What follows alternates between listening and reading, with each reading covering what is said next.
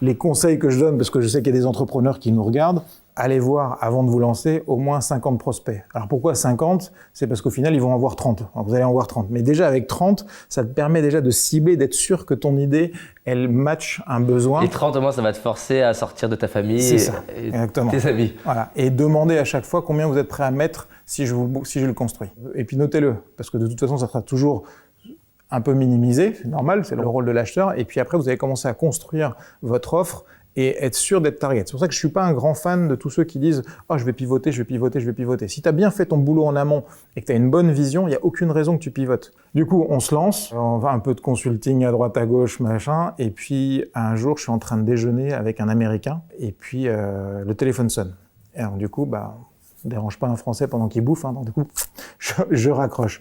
Et puis il sonne à nouveau. Et ça, c'est un code avec mes enfants. Si tu m'appelles 2 fois de suite, à moins que je sois en moto, mais sinon, c'est qu'il y a quelque chose. Et donc, je décroche. Et là, c'est un monsieur qui s'appelle Éric Parent, qui me dit « Bonjour Julien, j'ai eu votre nom par différentes personnes sur la place de Paris. » Alors, j'avais un peu la réputation d'être le pompier du web. L'INA, le Géoportail, les impôts, désolé, Cdiscount, enfin, tu sais, tous les sites qui tombaient, souvent, c'est peut-être... Quand je parlais des projets casse-couilles de France Télécom, c'était peut-être un peu cette espèce de réminiscence. Et il me dit, voilà, je suis en charge du site de Carla Bruni-Sarkozy. Ce soir, elle fait le 19-20 et le 20h. Petit aparté, si vous cherchez à faire de l'audience grâce à la télé, ciblez le 19-20 plutôt que le 20h, parce que les gens sont plus sur leur ordinateur. Il y a un impact sur l'audience sur le web qui est plus importante que si on passe au 20h. C'est dingue, parce qu'on pourrait penser que c'est pas le cas. Mais statistiquement, alors peut-être faut revérifier aujourd'hui, mais à l'époque c'était juste dingue. Et donc il me dit le 19-20, ça résonnait parce que beaucoup de sites plantaient quand ils passaient au 19-20. Et donc je lui dis, bon, vous savez, j'ai pas de clients, je sais pas si ça marchera. Bon, d'un autre côté, vous êtes dans le noir, donc ça peut pas être pire. Donc, testons, on lance. On branche le truc, on fait du load balancing, donc il faudra que j'explique un peu Cdexis, mais l'idée c'est le Waze de l'Internet. Donc on cartographie en temps réel l'état de santé de l'Internet, un peu comme Waze, avec les bouchons, les nationales, les départementales, tu vois un peu. Et puis une fois que tu as cette cartographie-là, en temps réel, tu vas prendre le volant et trouver le meilleur chemin pour aller vers le meilleur serveur en temps réel. En 2006, 100 millisecondes de perdu pour un site comme Amazon, e-commerce, 1% des ventes. 81% des internautes arrêtent de regarder une vidéo quand elle bufferise. Wow. C'est exactement ça qu'on allait résoudre.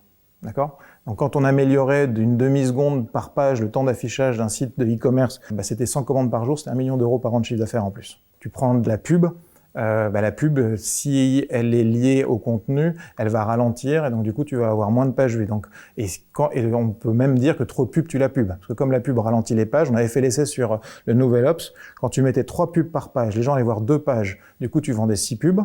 Tu passais à 2 pubs par page, les gens allaient voir 5 pages, tu vendais 10 pubs. Et en plus, tu avais les journalistes qui avaient la banane parce que leurs articles étaient lus. Donc voilà un peu Et les clients peut-être plus contents parce qu'ils avaient moins de pubs. Exactement. Carla Bruni, du coup. Donc Carla Bruni, donc on met en prod, 23 minutes après, magique, ça marche. Le soir, c'est un petit WordPress, c'est un site de technologie assez rudimentaire. Le site, il patate à mort, tout se passe bien, impeccable. Et donc Éric Parent me dit, mais combien je vous dois ? Et je dis, vous savez, je ne peux pas vous facturer parce que je n'ai même pas créé la structure. Donc, tu vois, l'état d'avancement de la boîte. Je dis, par contre, est-ce que je peux buzzer sur l'événement ? Il me dit, ce que vous voulez. C'est énorme. J'appelle un mec que j'adore, qui s'appelle Jean-Michel Billot, ce que j'appelle le papy de l'Internet. Et il titre un truc, je ne sais plus ce que c'était, mais du genre, Cdexis a sauvé la vie de Carla Bruni-Sarkozy. Un truc dans ce genre-là. Du coup, ça fait le buzz. Le lendemain matin, coup de fil de l'Élysée. Coup de fil de l'Élysée. Qu'est-ce que vous avez fait à Carla Bruni-Sarkozy ? Oh putain. Oula. Je leur dis, voilà, on a juste amélioré le site. Et il me dit, venez vous expliquer demain à 9h. Et donc, j'y vais. Il me dit, super ce que vous avez fait, très bien. Est-ce que vous pouvez nous aider sur tel truc ? Et là commence la première grosse erreur business que j'ai faite pour Cdexis. Cette première erreur, c'est ce que j'ai appelé l'erreur du 5 degrés Est. Alors pourquoi 5 degrés ? C'est parce que j'avais une idée assez claire de ce que je voulais faire, je savais dans quelle direction je voulais aller, je savais comment j'allais scaler le business, je savais que je le voulais à l'international, mais tu sais, les sirènes de l'Élysée, tu vois, t'es dans un monde que tu connais pas, j'avais jamais travaillé avec l'État. Et là, ils me demandent de faire du conseil pour les aider à réduire des coûts et à retravailler leur infrastructure, ce qui est pas loin de mon business, mais quand même un peu décalé. Et donc du coup, je commence à bosser pour eux jusqu'à avoir à facturer, je crois que c'était pas loin de 60 000 euros. Et de l'autre côté, Donc tu bosses, tu n'avances pas sur ton projet, et de l'autre côté, tu crames du pognon. J'en suis arrivé quand même à vider les comptes en banque de mes enfants, les livrets A. Donc tu vois, tu sers quand même fort. Et comment tu le vis ça, quand ça arrive? Là où c'était compliqué, c'était un petit peu après.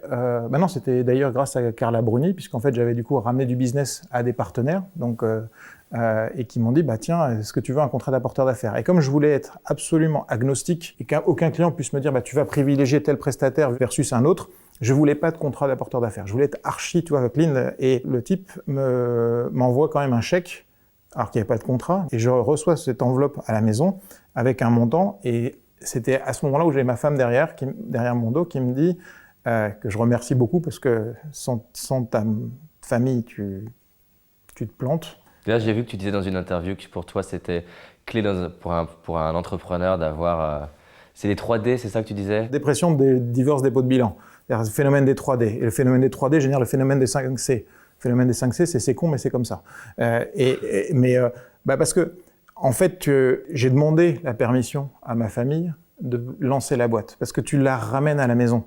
Et donc, si tu n'as pas le soutien de ta famille, quand tu dois absorber cet écart-type entre euphorie et dépression, et que tu le ramènes à la maison et que tu as cette pression, et tu ramènes rien pour bouffer, parce que tu crames du pognon, tu crames le pognon économisé par la famille. Il y a des moments où si t'as pas le soutien, si t'as pas le soutien de ton conjoint, de ta femme, ton mari, ton concubin, ta concubine, n'y va pas quoi. Enfin, ton couple va exploser. Enfin, je sais plus dans quelle fake news j'ai lu ça, mais 70% des entrepreneurs ont divorcé. C'est pas pour rien. C'est 45 la moyenne en France. Et donc du coup, justement, je suis avec ce chèque dans les mains. J'ai ma femme dans le dos qui me dit, ça serait quand même bien cette année qu'on aille au ski. Et j'ai le chèque dans les mains. Et là, je reprends l'enveloppe, je remets le chèque et je renvoie à l'émetteur. Dur à la maison. Dur à la maison. Mais... Elle a compris, ta femme? Oui, extraordinaire.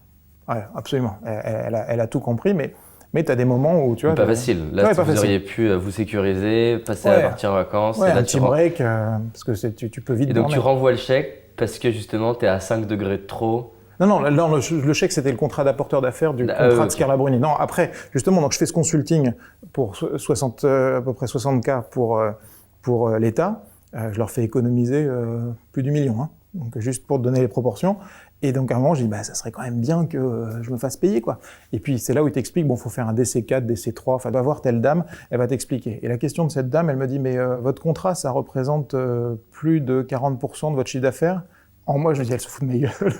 Je lui dis, comme vous êtes mon seul client, si je suis pas trop mauvais en maths, ça doit faire 100% en fait. Et elle dit, on peut pas vous payer. Alors du coup, t'es là. Pardon, j'ai perdu plusieurs mois, je vous fais économiser un blé monstre et vous pouvez pas me payer, t'es là. Et donc il dit non, mais on va essayer d'arranger, on va passer par une boîte intermédiaire, sauf qu'ils étaient en bisbille, donc le mec garde l'argent, on passe par une autre boîte dont le mec, lui, se met en dépôt de bilan, du coup, c'est bon quoi. Hop. Et donc après, du coup, je me suis refogué, donc j'ai perdu du temps et de l'énergie, alors que j'aurais dû la mettre sur mon projet. Une fois que tu as les premiers clients, là où je remercie, c'est un peu la reconnaissance du ventre, mais des gars comme Le Monde, quand même une belle boîte, grosse boîte, où tu te dis, quand tu es start-upper, est-ce que je peux bosser avec vous? Le type vient me voir, il me dit, j'imagine qu'en trésor, ça doit être un peu compliqué. Est-ce que ça te va si on te prépaye 1 an de prestation? Waouh. Et alors là, tu te dis, tu sais, la bonne étoile, comme un ange passe, tu te dis, super, quoi. Et donc, je dis, oui, surtout que j'étais en train de travailler sur ma levée de Business Angel. Et donc, du coup, c'est sûr que quand tu as vidé les livrets A des enfants et que les revenus ils arrivent de façon récurrente, c'est un business récurrent, donc tu mets des petits 500 € que t'empiles, 500 € par mois, 500 € par mois, 500 € par mois, et là t'en as un qui te dit tiens, je te donne X dizaines de milliers pour pouvoir tenir toute l'année. C'est plutôt super bienvenu. Et donc du coup il y a eu ça, après il y a eu Euronews, après j'ai eu Accor Hotel, j'ai eu Dailymotion, pas forcément des gros montants, mais des gens de grosses boîtes qui ont eu la gentillesse de nous faire confiance. Aussi, oui, Accor Hotel, ils nous ont fait un audit de sécurité, mais ça nous a fait maturer d'une façon extraordinaire. Et je les remercie, mais c'est ad vitam, quoi, parce que c'est grâce à eux que la boîte, on a réussi à l'emmener là où on a été.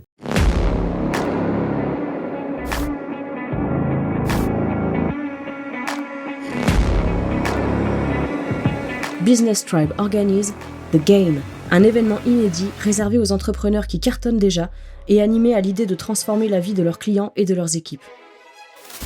The Game, c'est un événement inédit de 3 jours pour profiter des stratégies avancées d'intervenants brillants, pratiquer lors de sessions de travail organisées et repartir de ces 3 jours en ayant avancé sur ce truc qui compte pour faire croître ton activité.